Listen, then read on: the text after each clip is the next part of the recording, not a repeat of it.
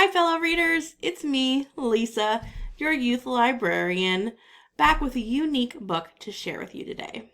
The title is geared towards 5th and 6th grade readers. Insignificant Events in the Life of a Cactus. That's the title.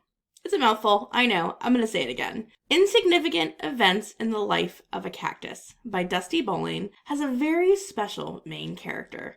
It's realistic fiction with a bit of a mystery thrown in for good measure. Avon Green loves to tell people that she lost her arms in an alligator wrestling match or a wildfire in Tanzania. But the truth is, she was born without arms. And when her parents take a job running Stagecoach Pass, a run-down Western theme park in Arizona, Avon moves with them across the country, knowing that she'll have to answer the question over and over again.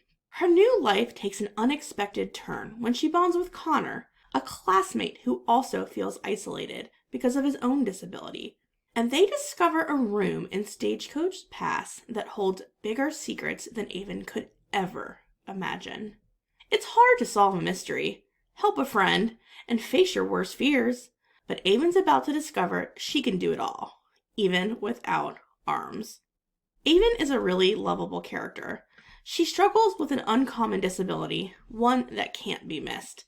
However, she doesn't let having no arms stop her from doing the things that she really wants to do. Things like play the guitar, write a blog, and more. This book is inspiring, eye-opening, a little funny, and a great mystery. It's just a great book.